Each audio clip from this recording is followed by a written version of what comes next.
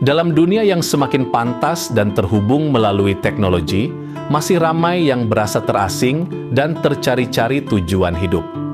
Sejak awal lagi, Gereja Seventh-day Adventist telah memikul satu amanah yang sangat besar untuk membawa kabar baik ini kepada setiap bangsa, suku, bahasa, dan kaum. Namun, bagaimana kita dapat menjangkau 8 bilion orang di seluruh dunia?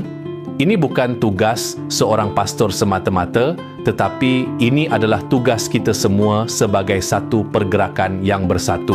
Selamat datang ke One Voice 27, Misi untuk Semua. Inisiatif global ini akan bermula pada September 2027. Ini bukan sekadar program gereja yang biasa, tetapi satu pergerakan yang digerakkan oleh kuasa Roh Kudus untuk menyatukan setiap gereja setempat, pelayanan media, dan setiap anggota gereja. Matlamat kita hanya satu, memuliakan Yesus, Juru Selamat yang akan segera kembali. Mengapa kita memilih tahun 2027 dan mengapa melalui kaedah ini? Pertama, kita berada di zaman pengetahuan dapat diperolehi secara digital dengan mudah melalui internet. Capaian digital kini mencapai lebih 63% penduduk dunia. Dengan lebih 7,2 bilion telefon pintar di tangan manusia hari ini, mesej Injil boleh sampai ke mana-mana sahaja dengan hanya satu klik. One Voice 27 menghubungkan lebih 180,000 gereja setempat kita dengan rangkaian media global seperti Adventist World Radio, Hope Channel, dan pelbagai pelayanan media yang lain. Bayangkan impak yang akan terhasil apabila media sosial pribadi anda dan aktiviti gereja kita berjalan seiring dengan rangkaian media global. Inilah kekuatan kita apabila kita bersatu. Secara rohani, tahun 2027 mempunyai kepentingan yang mendalam. Ia menandakan genap 2000 tahun sejak Yesus dibaptiskan dan diurapi oleh Roh Kudus untuk memulakan pelayanannya di bumi. Ini adalah waktu yang sangat tepat bagi kita untuk mengisytiharkan misinya, kematiannya, kebangkitannya, dan janji kedatangannya yang kedua kali. Inilah peluang kita untuk memenuhi amanat agung dalam Matius 24 ayat 14.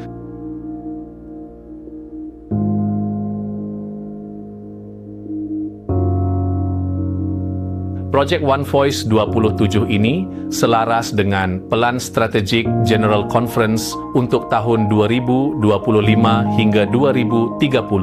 Walaupun ini adalah pergerakan global, ia akan dilaksanakan mengikut kesesuaian budaya dan konteks setempat kita. Project One Voice 27 di seluruh dunia mempunyai persamaan dari segi masa, tema, dan kempen. Namun, ia bersifat decentralized. Maksudnya, setiap division, union, mission, dan gereja setempat akan menyesuaikan cara penyampaian mengikut budaya dan bahasa setempat. Sama ada melalui media sosial, radio, atau pengedaran buku, kita akan melakukan sesuatu yang luar biasa untuk menarik perhatian masyarakat.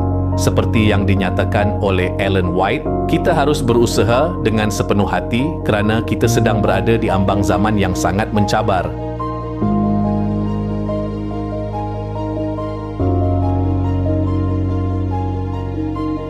Inti utama One Voice 27 adalah satu pribadi, Yesus, Juru Selamat itu. Perkhabaran kita berakar umbi daripada buku Daniel dan Wahyu. Buku Daniel menonjolkan kedatangan Yesus yang pertama, manakala buku Wahyu mendedahkan kedatangannya yang kedua.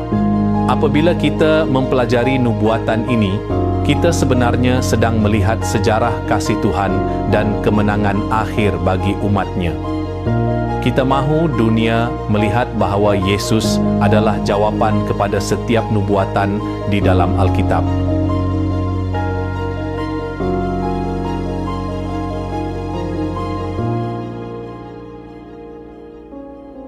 Pergerakan sebesar ini tidak mungkin berjaya dengan hanya bergantung kepada kekuatan manusia. Ia memerlukan asas doa yang sangat teguh. Kita mengundang semua anggota di seluruh Northern Sabah Mission untuk berdoa memohon kuasa Roh Kudus. Kita juga digalakkan untuk meluangkan masa setiap hari bagi merenungkan kehidupan Yesus. Oleh itu, setiap anggota gereja di seluruh Northern Sabah Mission diundang untuk membaca semula buku Kerinduan Segala Zaman dan buku Kemenangan Akhir. Apabila hubungan kita dengan Yesus kukuh, barulah kesaksian kita mempunyai kuasa. Setiap perbualan kita, sama ada di meja makan atau di pejabat, akan menjadi peluang untuk berkongsi kasih Tuhan. Oleh itu, apakah langkah praktikal kita untuk One Voice 27? Yang pertama, mobilisasi anggota. Ini bukan tugas pakar media sahaja. Setiap anggota gereja adalah penginjil. Media sosial Anda adalah ladang misi Anda. Yang kedua, undangan untuk mempelajari Alkitab. Kita digalakkan untuk mengundang orang lain mempelajari buku Daniel dan Wahyu. Kita mahu setiap gereja setempat menjadi sekolah Alkitab. Dan yang ketiga, acara penuaian. Puncaknya ialah pada September 2027. Setiap rumah kita menjadi rumah pengharapan dan setiap gereja bersedia untuk menyambut mereka yang telah mendengar mesej ini melalui media. Perkhabaran 3 malaikat dalam Wahyu 14 perlu disampaikan dengan suara yang nyaring. Suara itu hanya akan menjadi nyaring apabila kita semua bersatu dalam satu suara.